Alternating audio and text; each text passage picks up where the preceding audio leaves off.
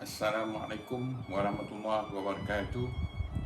Saya Profesor Madya Datuk Paduka Dr. Muhammad Rosli bin Saludin, Fellow Penyelidikanan Institut Alam dan Tamadun Melayu UKM Bangi Selangor, merangkap tokoh warisan kebangsaan orang hidup Togombo Penglipur Lara. Tuan-tuan dan puan-puan, hari ini sekali lagi saya nak bercakap pasal tanah adat di Negeri Sembilan.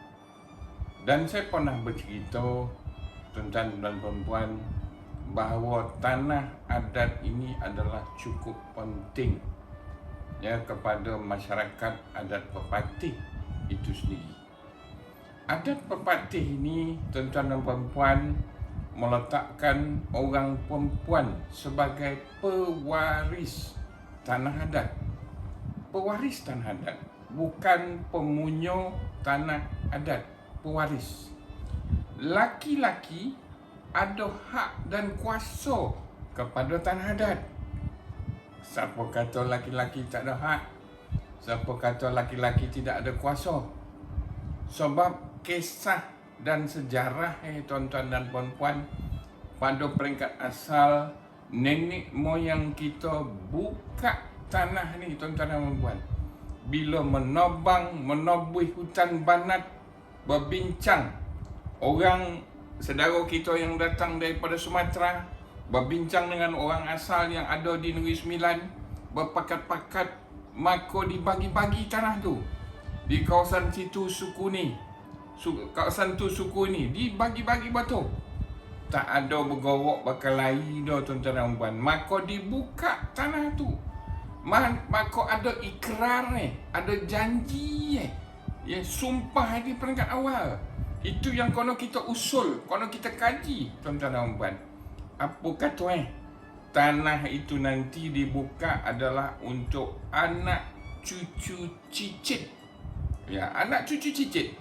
Untuk duduk, untuk bernaun, untuk kojokan tanah tu, untuk jadikan supaya ada hasil tuan-tuan dan puan.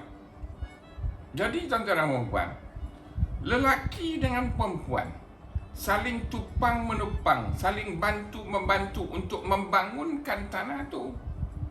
Dan kemudian apabila adik-beradik perempuan berkahwin, maka lelaki itu dipanggil sebagai orang Sumondo.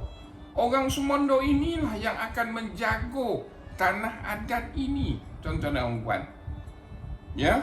Kok panjang disebar lagi, kok pendek ditukuk tambah, atap nan selayar, lantai nan sebilah, kampung nan sesudut, sawah nan selapak, tuan-tuan dan puan. Nang ngado jangan diperhabiskan.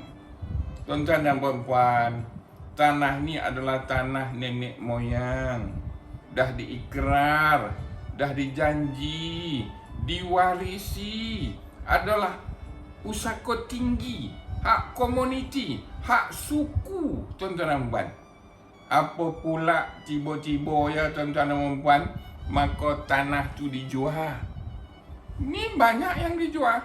Ada data yang kita simpan, yang dijual. Walaupun tanah tu dah ditukar status kepada tanah pertanian, tanah adat tetap tanah adat, tuan-tuan dan puan. Tetap tanah adat, tidak boleh dijual. Tak malu kita, tuan-tuan dan puan, tiba-tiba kita dapat mewarisi,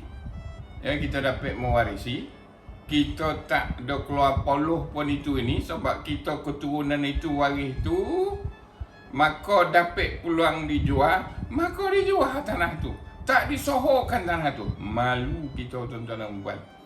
Nenek moyang kita dulu buka benda tu supaya untuk masa depan anak cucu cicit tak kira lelaki ataupun perempuan. Walaupun perempuan mewarisi, lelaki sebagai penjaga, pemerhati, pemantau. Dia ada kuasa di dalam tanah itu, tuan-tuan dan puan. Contoh, kalau segala hasil-hasil dalam tanah itu dah timbul dalam bentuk duit, maka ia perlu difaraidkan. Kenapa faraid?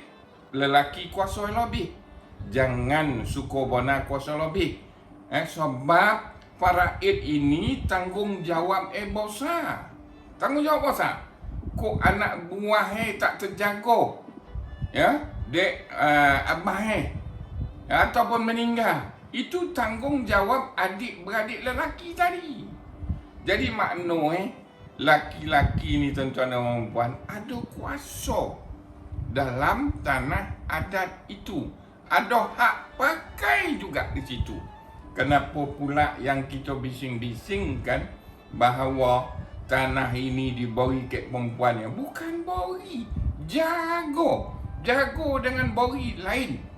Jadi apabila jaga, kita kena jaga betul-betul tuan-tuan dan puan. Bila jaga tanah adat itu, kena jaga adik-beradik lelaki. Jangan dibiarkan.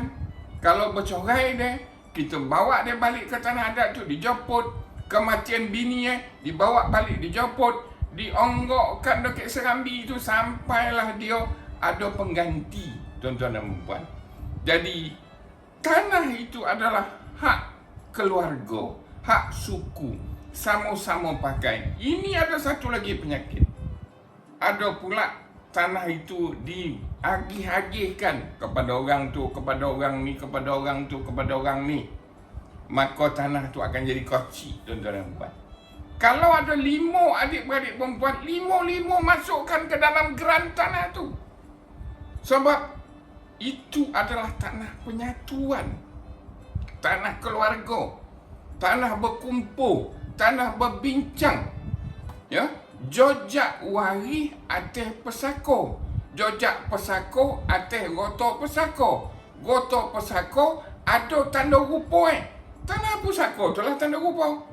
Mana tahu ada yang laki-laki yang laki-laki nanti, ya, yang laki-laki nanti tuan-tuan dan puan, ya, maknanya anak kepada adik tadi, anak kepada adik, anak kepada akak yang laki-laki berajat nak jadi pemimpin adat, nak jadi bapa, nak jadi lembaga, maka tanda rupa tanah pusaka tu. Kalau dah tak ada tanah pusaka, adat itu nak berkembang di mana? Nak berpijak di mana, tuan-tuan dan puan? Bila tak ada tanah pusaka, tak ada tanda rupa, maka adat itu diawang-awangan, tuan-tuan dan puan. Itu mustahak tanah adat. Tanah adat ini kita jaga. Jangan kita biarkan rumah terganjai, tanah tak disohorkan, lepas itu berkelahi. Bukan itu, tuan-tuan dan puan. Ingat, bersatu togo, bercorai robok. Bersatu, bertambah mutu. Berbahasa, menunjukkan bangsa. Hilang bahasa, tak tahulah apa nak dikata. Kau bukit sama didaki, keluar sama dituruni, kalau sama dironangi. Hati gajah sama dilapah, hati tungau sama dicocak. Duduk seorang bersambit-sambitan, duduk ramai berlapang-lapangan. Terima kasih. Bye-bye.